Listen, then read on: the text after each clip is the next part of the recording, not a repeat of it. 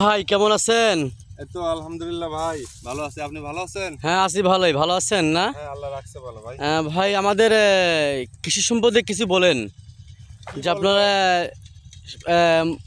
পাহি বইতে কয় কেজি কি সার লাগে, পাহি বইতে কী কী দেওয়া লাগে, ফসলটাতে ভালো থাকে তরল থাকে সেইভাবে আমাকে একটু বলেন। ও আচ্ছা আচ্ছা। আমরা তো এখন জানেন যে মুড়ি কাটা লাগাতে ব্যস্ত।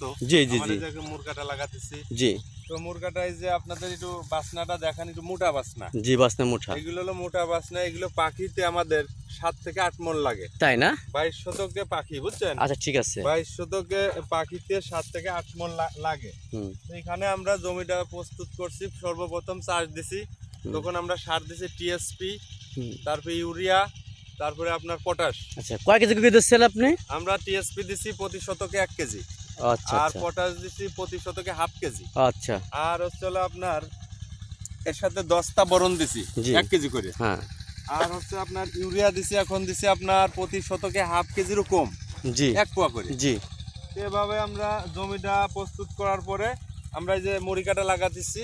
হুম মুড়ি কাটা লাগানোর পরে আল্লাহর রহমতে 15 থেকে 20 দিন পরে আমরা এখানে প্রথম সেচ দেব, পানি দেব।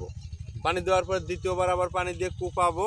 এভাবে ওষুধ স্প্রে করার পরে আপনার 2 মাস 20 দিন থেকে 25 দিনে আমরা মুরকাটা উঠাই ফেলবো। জি মুরকাটা উঠানোর পরে এটা আমরা বেচা বিক্রির জন্য প্রস্তুত নেব। এভাবেই মুড়ি কাটা চাষ হয়, এভাবে জি, জি, ওষুধ জি। সার ওষুধ দিতে হয়। দিতে হয়।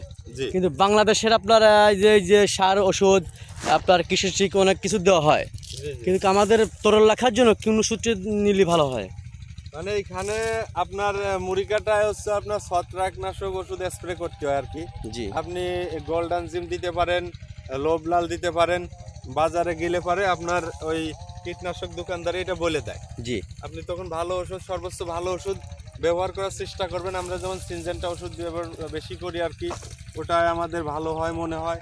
এই জন্য আর কি আমরা ওই সময় সিনজেন্টার ওষুধ বা লোবলাল ব্যবহার করি। ও আচ্ছা আচ্ছা আচ্ছা, তাই ফসলটা তরল থাকে, জি ভালো জি থাকে। জি জি। আচ্ছা ভাই, আচ্ছা ঠিক আছে, আপনাকে ধন্যবাদ, থ্যাংক ইউ। আগামী আবার যদি দেখা হয় আপনাকে আবার পরামর্শ নেব আপনার কাছ থেকে। জি জি, আপনাদেরও অনেক ধন্যবাদ। সবাই সহযোগিতা করবেন আপনার ভিডিওর মাধ্যমে। সবাই লাইক কমেন্ট করবেন এবং শেয়ার করবেন, যাতে জি জি জি, দেশের মানুষ লাইক দেখতে কমেন্ট পারে। করবেন, শেয়ার করবেন, যাতে দেশের মানুষ এইভাবে করে আপনার ফসলটা ভালো থাকে এরকম পদ্ধতি নিয়ে চাষবাস করবে। কেটে দেন।